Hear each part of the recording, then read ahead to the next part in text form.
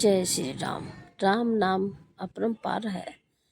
यदि यही राम का नाम एक गर्भवती स्त्री अपने लेती है तो यह संस्करण उनके बच्चे तक भी पहुँचते हैं। जैसा वह राम का नाम खुद लेगी वैसे ही बच्चा भी राम का नाम लेगा। तो राम के नाम की महिमा क्या है ये तो हम सभी को पता है। आज जागरण अध्यात्म के इस लेख में हम आपको राम नाम की महिमा के बारे में ही बताने जा रहे हैं। यह कथा कबीर के पुत्र कमाल की है।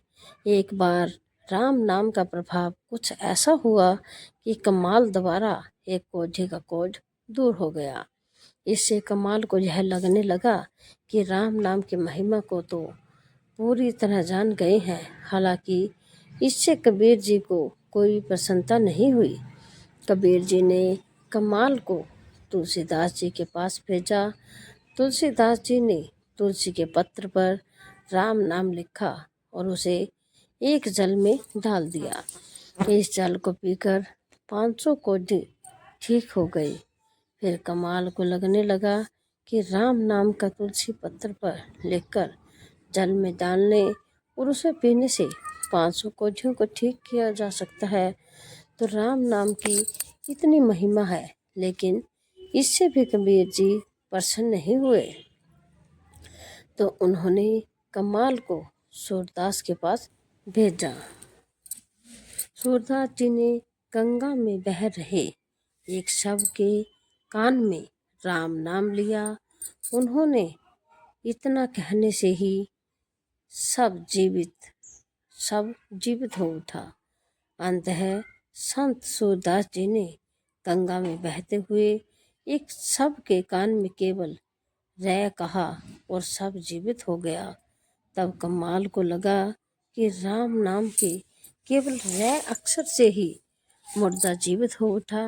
राम नाम की महिमा बहुत ज़्यादा है। इस पर कबीर जी ने कमाल से कहा कि सिर्फ इतनी सी महिमा नहीं है राम नाम की।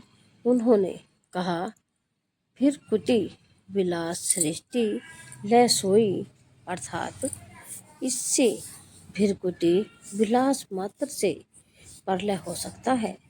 राम के नाम की महिमा का वर्णन तुम क्या करोगे। राम नाम महिमा में एक अन्य कथा भी प्रचलित है। इस कथा के अनुसार एक व्यक्ति समुद्र तट पर चिंता में बैठा था। इतने में ही वहां से विभीषण गुजरे। उन्होंने व्यक्ति से पूछा कि तुम किस बात को लेकर चिंतित हो। तब व्यक्ति ने कहा कि उसे समुद्र पार जाना है, लेकिन कोई साधन नहीं है। तब विभीषण ने कहा कि इस पर इतना उदास होने की क्या जरूरत है। विभीषण ने एक पत्ता लिया और उस पर राम का नाम लिख दिया। विभीषण ने व्यक्ति से कहा कि उन्होंने उसकी धोती में इसमें मैंने तारक मंत्र बांधा है। बिना घबराए ईश्वर पर भरोसा करते हुए पानी में चलते जाना, समुद्र पार पहुंच जाओगे। विभीषण ने के वचनों पर विश्वास कर वह व्यक्ति समुद्र की तरफ बढ़ने लगा। वह व्यक्ति बजरी की आसानी से पानी पर चलने लगा। जब समुद्र के बीचों बीच तब उसे लगा कि ऐसा क्या मंत्र विभीषण ने बांधा है कि वो पानी पर चल पा रहा है। उसने अपने पल्लू में बंधा हुआ पत्ता खोला और पढ़ा तो उस पर राम का नाम लिखा था। उसे पढ़ते ही उसकी श्रद्धा तुरंत ही अश्रद्धा में बदल गई।